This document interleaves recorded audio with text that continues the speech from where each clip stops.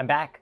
So it's been a while since my last video, and it's really hard making YouTube videos, but a couple of my predictions did go right. One of them was the thing about Bitcoin, as you can see here. And they're still slowly offloading their Bitcoin. If they're offloading it now, there's probably going to be a drop, and I'm thinking it's probably going to go down to 25k, maybe 20k even, before we actually start running up again. So that's my opinion. That's kind of what I think, and these are kind of some of the data points that I put behind myself. And then the next one was my SPY opinion, aka the S&P 500. You can see it here. So here we have S&P 500. Once again, as you can see, getting real close, real twisty over here, real tight. So we're kind of just watching that and waiting for it to break out. So once we do get real close to these tippy tops, I'm probably gonna get some put options. And now I'm shorting oil, and I'm gonna tell you exactly why. After this sponsored segment from Low Stories Tailors. So Low Stories Tailors make quality clothing. I'm actually wearing one of the pieces right here, and he's my friend, and I really believe in his business, and I love wearing all the clothes. It is so well made, really quality, and he's actually opening up a location in Freehold, New Jersey. So you should definitely check it out, and I really love the quality. This is amazing. I'm probably going to be doing an interview with him later, and he'll tell you all about it himself. But back to the reason why I'm going to be shorting oil, or I'm actually in this trade, and it's up 40%. So with way more to go. So one of the things is Jim Cramer. We're going to get to this, but very similar thing happened in the 1970s, which was an oil crisis, and that was also because of a war and a revolution that was going on at the same time. So there's a lot of uncertainty with what's happening, and I think the fact that similar things that happened in the past, obviously this isn't the biggest reason to short oil, but just you can look back at it and see how history played out.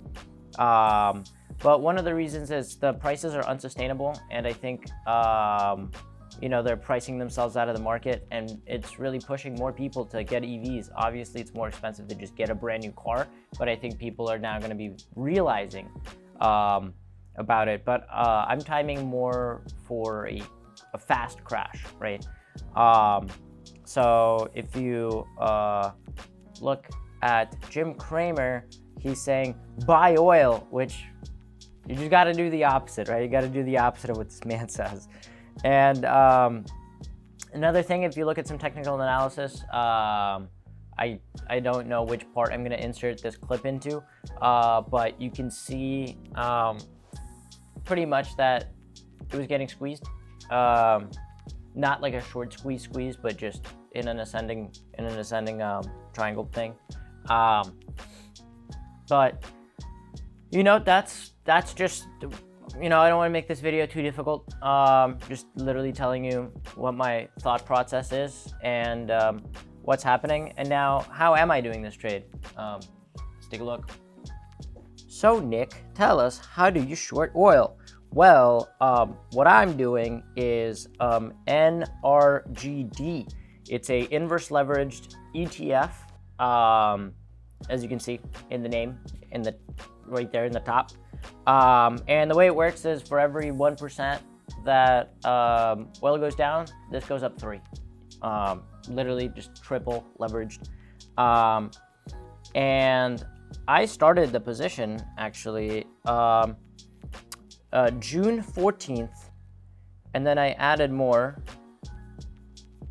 on June 16th, and then I added more on June 21st. And I'm currently up 35%. And okay, so the question you're probably wondering is, how high is it going to go? When am I going to leave?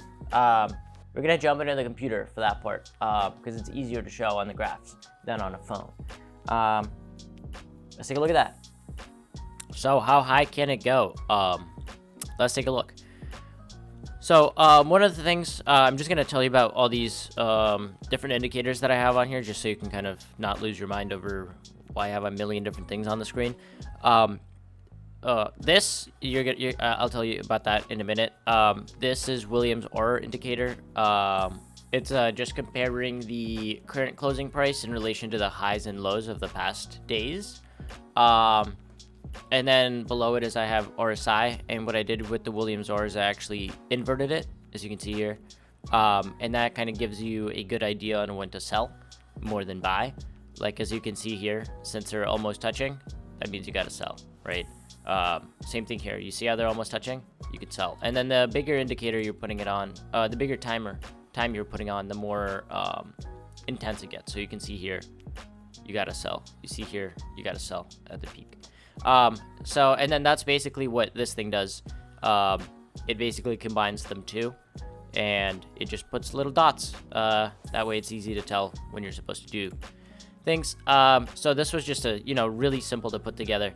But that gives you just the super, like, if you want to trade stuff. But I'm trying to figure out when am I actually gonna sell my entire position. And for that, we're gonna look at the US oil price, which is actually, oh, my cat's trying to eat a plant. One sec.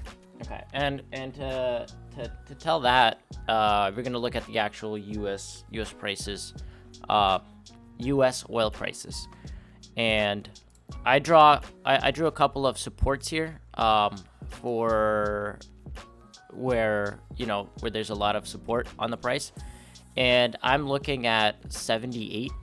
So there's another 26% drop, at least. And whoops, moving that by accident. But that's when I'm probably gonna start selling my position. But I honestly think that once the US oil price is gonna start crashing and people are really gonna see it, I feel like a lot of people are gonna overtrade it and really short it. So I think it's probably gonna go past that. I don't think it's gonna go low. I don't think it's ever gonna hit the negatives again, like it did. Where was it? I think it was. That must have been it. I don't think it's ever gonna hit the negatives again, but I also don't really see it going to like 55 or anything. I think it's gonna be probably between like 70 and 60. So that's kind of where I'm looking. At. And if you look at that, let's see, October 21st, and then we're gonna look at the inverse. Yeah, so you could see that NRGD was at about 364 and went up to, it was even at like 450.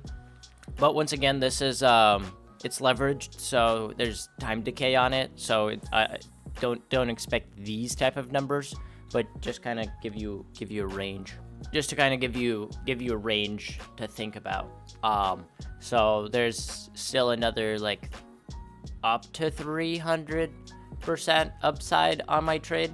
So even with me being almost 40% in profit now, I think there's still a long way to go. And then the next question would be, what's next? So what I'm gonna be doing next after the oil trade is actually leveraged S&P 500, which is just TQQQ. And the idea here is, if the recession hits, it's still gonna keep going down, but like even from here, leveraged all the way up would be 250%. So imagine making 300% on oil and then going back and getting another 250%. But I think what I'm hoping for, and this you would have to see it on the SPX, is Chicken Genius has his own price, Michael Berry has its own price on the S&P. but I have a couple of things that I'm tracking over here. So maybe if you guys are interested, I'll do a video of how far I think SPY is gonna crash, or SPX, just generally the stock market. I have a couple of ideas where I'm trying to put my price targets before I start picking things up. But that's pretty much it. Just kind of wanted to give you a quick rundown. You know, it takes a lot of time making YouTube videos, so really trying to get back into it and maybe make it fun, exciting, simple, funny. Who knows? So if you guys liked it, leave a like. If you disliked it, leave a dislike. It's impossible to see them now. But I don't know. So thank you guys so much for watching, and I'll see you guys in the next video. Peace.